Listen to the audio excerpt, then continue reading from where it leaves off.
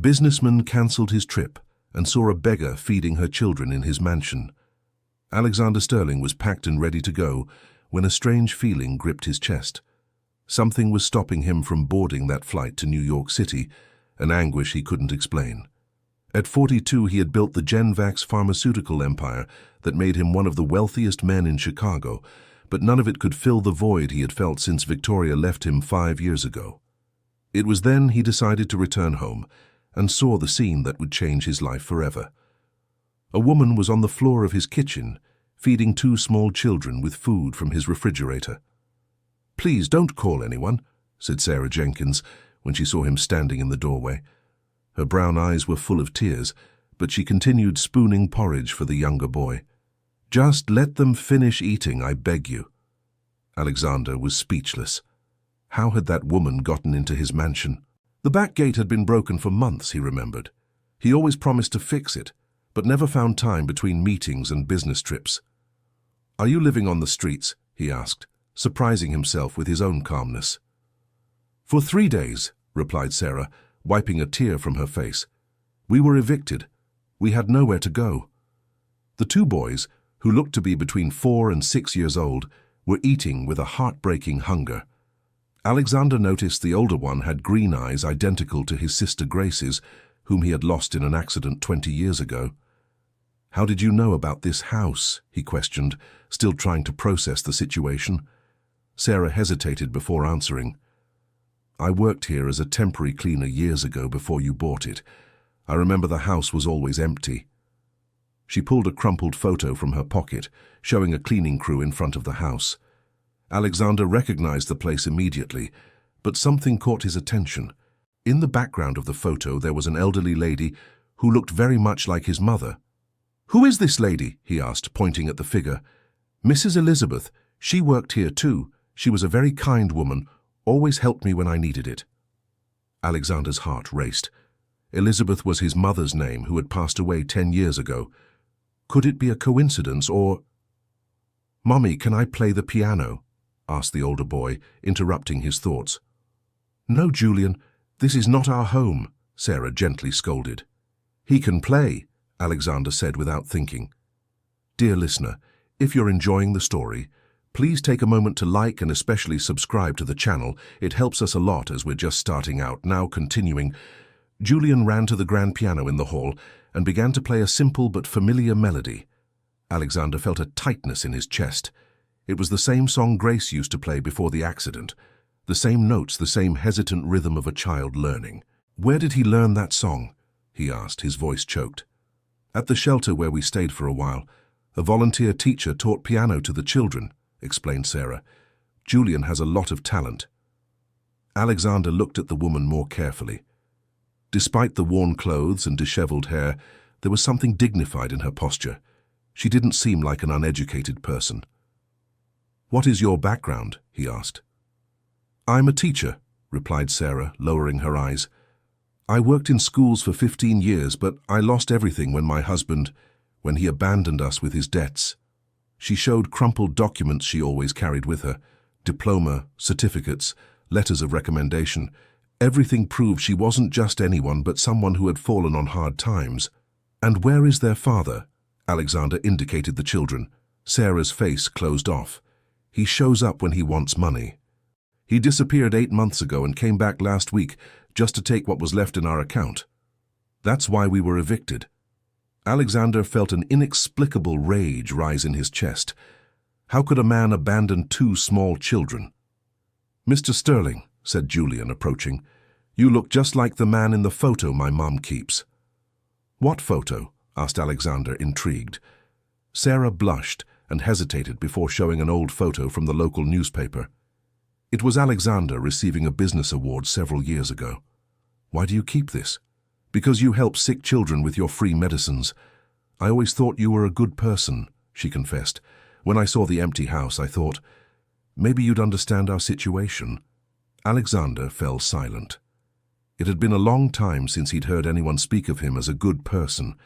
In the business world, he was known for his hardness and coldness. "Leo has a fever," said Julian worriedly. Alexander looked at the younger boy and noticed he was indeed warm. Leo was at most 4 years old, and his little eyes were glassy. "Does he have a health condition?" he asked, concerned. "He has a condition that requires special medicine."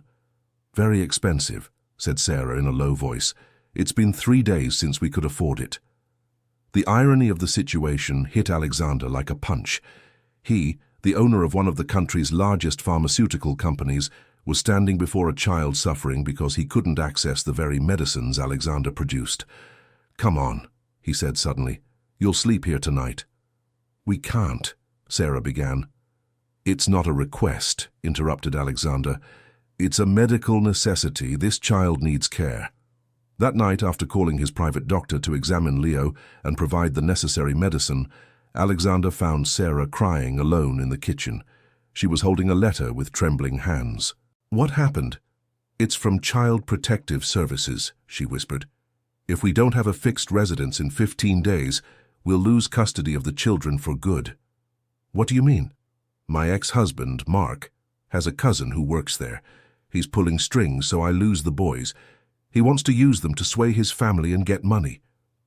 Alexander felt his blood boil. That man had not only abandoned his family, but now wanted to use his own children for personal gain. "That's not going to happen," he said with determination. "First thing tomorrow, I'm hiring you as the housekeeper of this home. That way you'll have a fixed residence and verifiable income." Sarah's eyes filled with tears. "Why are you doing this for us?" Alexander looked out the kitchen window, seeing the empty garden where Victoria used to grow roses. "Because this house has been feeling far too empty," he replied simply. The next day, Alexander discovered it wouldn't be so simple. To officially hire someone to live in the house, he needed the approval of the board president of the gated community where he lived, and the president was none other than Harrison Thorne, his biggest business rival. "It's not going to work, Alexander," said Harrison with a malicious smile during the meeting in the community hall. "We have strict rules about live-in staff. She needs to provide certificates, references from at least 5 years, a guarantor." "You're inventing obstacles," Alexander countered. "I'm protecting our community from questionable elements," replied Harrison. "A woman who was living on the street with small children? What guarantee do we have she's not a con artist?" Alexander left the meeting furious. Harrison was clearly getting revenge for past business dealings and using Sarah as a weapon. That afternoon, as Sarah tidied the house and the children played in the garden, Alexander decided to explore the attic in search of old documents that might help with the legal case he was building. That's when he found a dusty box full of old letters. The letters were from his mother, Elizabeth, written decades ago. As he read them, Alexander discovered a story he had never known. Her mother had also faced financial difficulties when she was young and had been taken in by the family who lived in this very mansion before her parents bought it. "I will never forget the kindness of the Jenkins family," said one of the letters. "They took me in when I needed it most and taught me that true wealth lies in extending a hand to those in need." Jenkins, the same surname as Sarah's. "Sarah," called Alexander, running down the stairs. "What was your grandmother's full name?" "Elizabeth Jenkins Parker," she replied, confused. "Why?" Alexander showed her the letters. Sarah read them with wide eyes. "It can't be," she whispered. "We are distant cousins," said Alexander, still processing the discovery. "Your grandmother and my mother were sisters who were separated when they were young due to a family misunderstanding. The revelation created an even stronger bond between them. It was no longer just humanitarian aid, but a family reunion after decades of separation. Dear listener, if you are enjoying the story, please take a moment to like and especially subscribe to the channel. It helps us a lot as we're just starting out, now continuing. But the happiness was short-lived. The following week, Leo had a severe crisis and needed to be rushed to the hospital. Alexander used all his connections to secure the best treatment at the city's most prestigious private medical center. The hospitalization caught the attention of the local press. Journalists began to speculate about the relationship between the billionaire businessman and the mysterious woman who always appeared by his side at the hospital. "Alexander Sterling has a new girlfriend?" read the headline of one of the tabloids. "Businessman admits relationship with single mother," said another. The exposure deeply bothered Sarah, who was not used to the attention. But the worst was yet to come. Mark Jenkins, Sarah's ex-husband, showed up at the hospital on the third day of Leo's stay. He was well dressed in expensive clothes with a gold watch on his wrist. "Where did you get the money for all this?" asked Sarah when she saw him. "I found some work," he replied evasively. "I came to get my children." "Your children?" Sarah retorted indignantly. "You abandoned them for 8 months. I was working to give them a better life.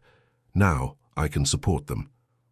Alexander, who was present, immediately sensed something was wrong. The expensive clothes, the watch, the arrogant posture. Mark had obtained money in a questionable way. "I won't let you take the children," Sarah said firmly. "We'll see what the judge has to say about that," threatened Mark. "Especially when he finds out you're living with a rich man without being married. What kind of example is that for the children?" That night, a hospital employee sought out Alexander privately. "Mr. Sterling, I need to tell you something about the man who came to visit the child today," he said nervously. "I recognized him. He was at the police station when I brought my daughter to file a report. He was being investigated for domestic assault." Alexander's blood ran cold. Mark had a history of violence and now wanted custody of the children. "Are you sure?" "Absolutely. My daughter works there as a clerk. I can get the official information if needed." Alexander immediately contacted his legal team. What they discovered was even worse than they had imagined.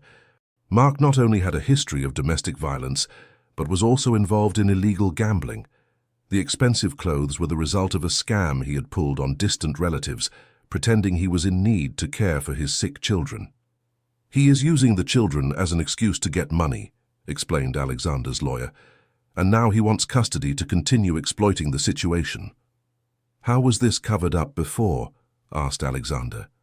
"He has a cousin in Child Protective Services. He managed to get the cases either dismissed or transferred." The discovery left Sarah devastated. She had lived for years in fear of reporting the abuse, and now she learned that other people knew, but had been silenced. "Why didn't they tell me before?" she cried. "Because the people who could have helped were transferred or intimidated," the lawyer explained. "But now we have witnesses willing to speak." The custody battle had turned into an intense legal fight. Mark hired an expensive lawyer, clearly paid for with the money from his scam.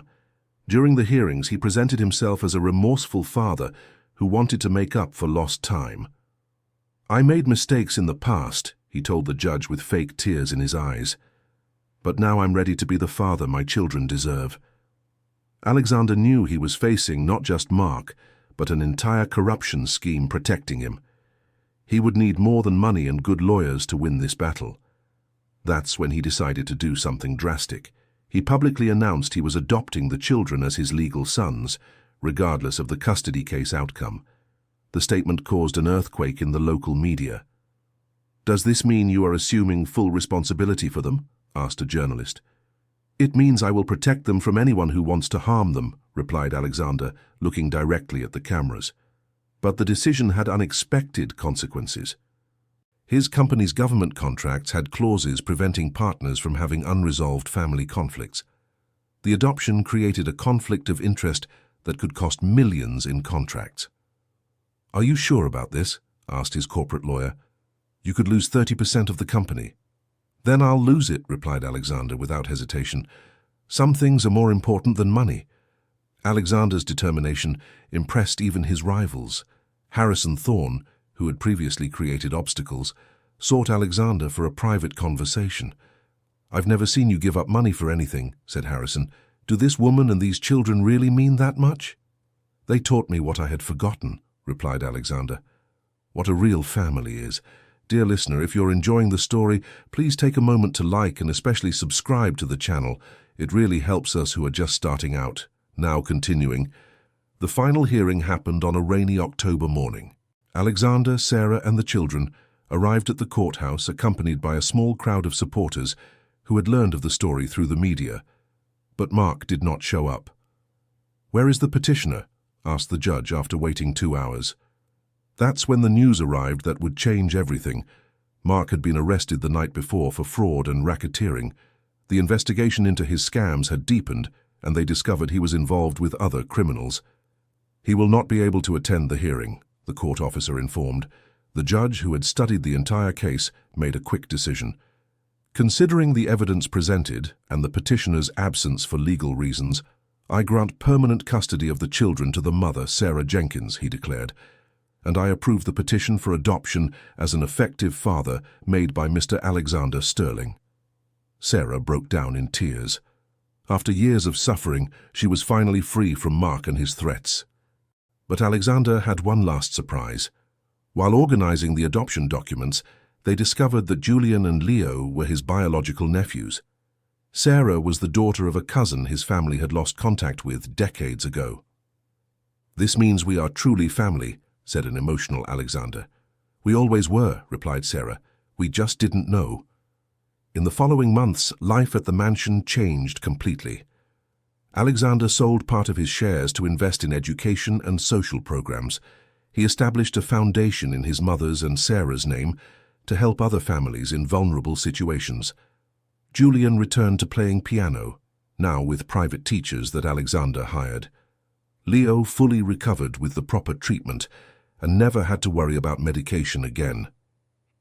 Sarah took over as the foundation's coordinator, using her experience as an educator to develop educational programs. She and Alexander developed a partnership that went far beyond gratitude. "You saved our lives," she said one evening, as they watched the children playing in the garden that was now blooming again. "Actually, you saved mine," replied Alexander. "I was so lost, I didn't even realize it anymore." 6 months later, Alexander proposed to Sarah in a simple ceremony in the mansion's garden. Julian and Leo were the ring bearers, carrying the rings with pride. "Promise we'll always stay together?" asked Leo during the celebration. "Forever," promised Alexander, picking the boy up in his arms. The mansion that was once cold and empty became the warmest home in Chicago. The children filled the hallways with laughter. Sarah brought life to every corner, and Alexander discovered that true wealth wasn't in the numbers of his bank account. During their first year of marriage, Sarah became pregnant. The news filled the house with even more joy. Julian and Leo were thrilled with the idea of having a little brother or sister. "Now our family will be complete," said Julian, hugging Sarah's still small belly. Alexander, who had never been a father before, discovered he had a natural talent for caring for children. He spent hours playing with Julian and Leo, teaching them about business in a playful way, and listening to their stories from school. The foundation they created grew quickly and became a national reference in assisting vulnerable families. Sarah developed an innovative program that combined education, medical assistance, and professional training. "How many families have we helped?" asked Alexander during a board meeting. "More than 500 in the last 12 months, Sarah replied proudly, "and we have a waiting list for next year." The program even caught the attention of the state government, which offered partnerships to expand the project to other cities. But it wasn't all smooth sailing. During their second year of marriage, Alexander faced a crisis at the company when some partners tried to force him to sell the foundation, claiming it was harming profits. "You have to choose," said Gregory Vance, one of the main partners. "You're either a businessman or a social worker. You can't be both." "I can and I will be," Alexander replied firmly. "If you don't agree, you can sell your shares." The dispute dragged on for months, causing tension in the family. Sarah, 7 months pregnant, worried about the stress Alexander was under. "Maybe we should slow the foundation's pace," she suggested one night. "Not a chance," said Alexander. "Thousands of people depend on our work. I won't abandon them because of greed." The crisis was resolved when Alexander bought out the shares of the dissenting partners, taking full control of the company. It was a risky investment that used up a large part of his savings, but it ensured the foundation could keep running. "Are you sure about this?" asked the accountant. "If anything goes wrong, you could lose everything." "I already lost everything once when Victoria left me," replied Alexander, "and I survived. Now I have something far more valuable to fight for." The couple's third child, a girl they named Elizabeth after her grandmother, was born on a sunny springtime morning. Julian and Leo were enchanted with their little sister and took turns helping with her care. She looks just like Mommy, said Leo, holding the baby's tiny hand. But she has Daddy's green eyes, observed Julian. Alexander looked at his gathered family and couldn't believe the transformation his life had undergone. From a lonely and bitter man, he had become a father of 3 and husband to an extraordinary woman. The foundation continued to grow and became a model for other states. Sarah was invited to lecture at universities about social innovation, while Alexander discovered a new passion in helping other entrepreneurs develop social responsibility. "How did you manage to change so much?" asked a journalist during an interview for a business magazine. "I didn't change," replied Alexander. "I just remembered who I really was inside." In their 5th year of marriage, they received an unexpected call. It was a social worker informing them that a refugee family had arrived in the city and needed urgent help. "There are 2 adults and 3 children," explained the social worker. "They fled a very difficult situation and have nowhere to go."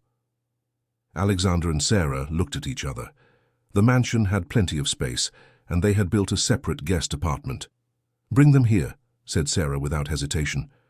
"Are you sure?" asked Alexander. "That's 5 people. It will be a big change." "Our family started this way too," Sarah reminded him with a smile, "with desperate people needing help. The refugee family was welcomed into the mansion for 6 months until they could get established on their own. The experience was so positive that Alexander and Sarah decided to formalize a temporary shelter program through the foundation. "Let's turn this into public policy," said Sarah during a meeting with the mayor. "Every family temporarily sheltered becomes a multiplier of opportunities." The program was approved and implemented throughout the metropolitan region, creating a network of host families who helped other families in vulnerable situations. Julian, who was now 11, had become an exceptional pianist and gave small concerts to raise funds for the foundation. Leo, at 9 years old, showed a talent for painting and his works were sold at charity auctions. "Daddy, when I grow up, I want to work at the foundation too," said Leo during a family dinner. "And I want to create a music school for poor children," added Julian. Alexander felt his chest swell with pride. His children had grown up with solid values and a desire to help others. Sarah, in addition to coordinating the foundation, had returned to studying and was finishing a master's degree in social management. Her research on family shelter programs was being used as a national reference. "I never imagined I'd come this far," she confessed during the graduation ceremony. "I always knew," said Alexander. "From the first day I saw you feeding the children in my kitchen, I knew you were special." The Sterling family's story became known nationally and inspired other wealthy families to develop social programs. Alexander was invited to participate in a television program about social entrepreneurship. "What is the secret to your foundation's success?" asked the host. "We don't treat people as numbers or statistics," replied Alexander. "We treat each family as if it were our own family." The program had a national impact, and the foundation received hundreds of requests from other cities to implement similar programs. "We'll need to expand," said Sarah, analyzing the requests. "But I want to ensure the quality isn't compromised." Alexander agreed.